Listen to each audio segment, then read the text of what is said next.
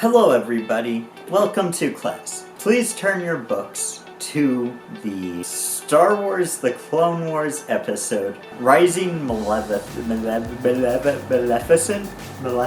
Rising Maleficent. That is the title of the episode. I cannot currently say the correct title of the episode, so we're gonna say it's called Rising Maleficent.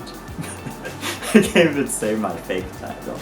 Alright, right off the bat, I want to say this episode was much better than the previous episode. I liked it a lot more. And I wrote down some reasons I liked it. I wrote down one thing that I didn't really care for in it. And we're going to get to all of that. But before we do, I'm going to give a little ranking. And that ranking is going to be 3 stars. 3 stars of 5. Very good. Yeah, I enjoyed it. However, if I was in if I was in a different sort of mood, I probably wouldn't enjoy it. I didn't think it was anything too special. So yeah, sort of center of the road with this one. I think there was nothing like the previous episode where I was like, I kind of feel weird watching this because I'm a grown man watching a children's show. This one, I actually thought, oh yeah, I'm on board with a lot of this show. So let's talk about the things I liked, and then the one thing I didn't like.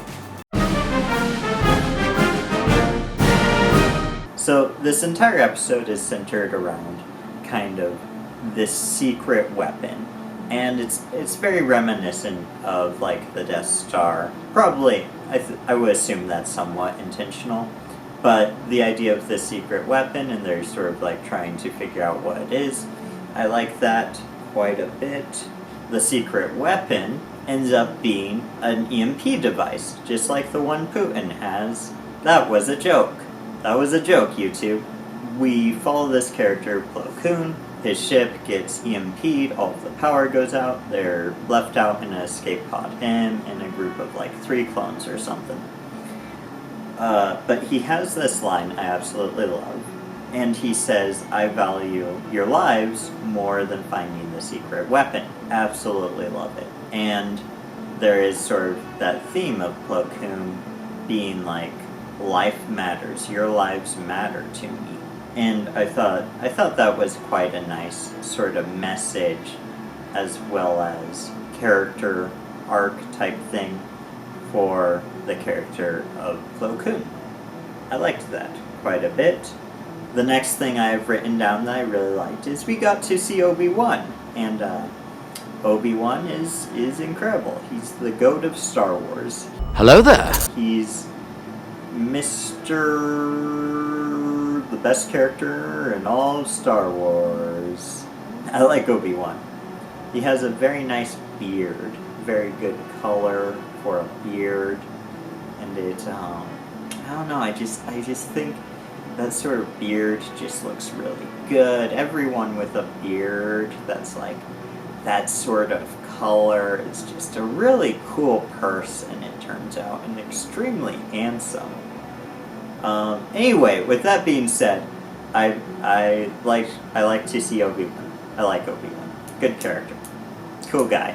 I like him. Now, I can't believe that this is something that's on the things I liked in this episode, because it's a line from a battle droid, and battle droids famously suck in this show, but somehow I laughed. Somehow they got me with the dumbest humor on the planet, and that was the battle droid sees Plo Koon on top of the escape pod, and he says, Hey, what's a Jedi doing out here? I don't know why I thought it was funny. I don't know why I still think it's funny. I don't know why I put it on the list of things I liked in the episode. I don't know any of that, but I loved it, and I don't like the fact that I loved it. I wish I was better. I wish that this didn't have the impact it did on me. But no, I physically laughed out my mouth when I saw it when I heard that line, and I'm not proud of it, but yeah, I liked it. Okay, oh, this is really cool. So, in this episode, there's a scene where Plo Koon uses the Force and he pushes one of the stormtroopers, like, out sort of into space, and he turns around and, like, shoots at the battle droids. But they go into first person for a second, and I loved it. I really, really liked the first person shot there. And, like, it's just sort of like an interesting, sort of like, you know, like, oh, that's an interesting shot. And I like that sort of stuff where it's like, I would say it's like how you shoot the animation, but of course you don't actually shoot an animation, you just sort of animate it. But yeah, like that sort of like directorial stuff where it's like, oh, and we do a shot where, you know, it's first person for a second, and like the situation where they went into first person, I thought was a good sort of a good opportunity to do it, where it just seemed it was well done, I thought. I'm nerding out about the way this episode was shot, so it's very silly. I'm a very silly man, in case you didn't notice. So then, the next thing I have is they turn off all the power in the ship so that they won't be detected by, like, General Grievous and stuff like that. But they forget to turn off the med droid. I thought this was a story beat that was well foreshadowed, because obviously, like, the med droid comes and tends to the stormtroopers' injuries and stuff like that, and you see him. And then when they're turning stuff off, they're like, oh, we need to turn off R2-D2. And this is what I talk about with foreshadowing a lot, is like sort of pointing to things where, you know, you give, like, I guess pointing to things enough that people, after, like, something happens, people are like, oh, I should have known that. But not enough to where people actually know what's going to happen.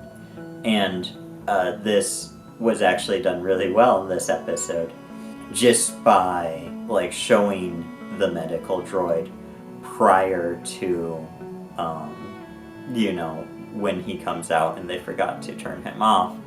And then also by them making a point to turn off R2-D2. So, well-written bit there. And with that being said, we're going to jump right on to the one thing I didn't really like, which also in a way sort of turns into something that I did sort of like in a really weird way.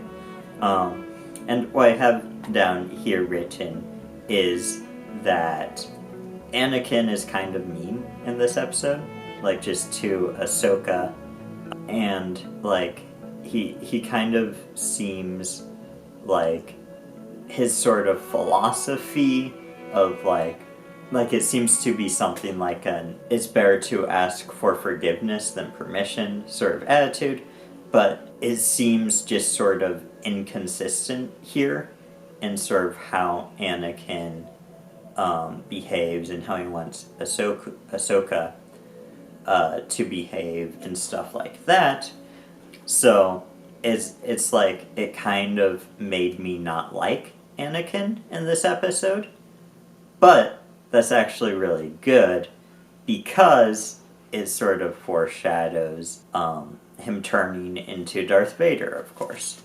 And also, like, it's, to me, like I can't exactly pin down what exactly it is, but it seems like his sort of philosophy is sort of inconsistent, and that's an interesting sort of thing to look at, where his philosophy is like kind of is inconsistent at this point, because, you know, he's full Jedi, but also like he wants control, and he doesn't respect the Jedi Council and stuff like that.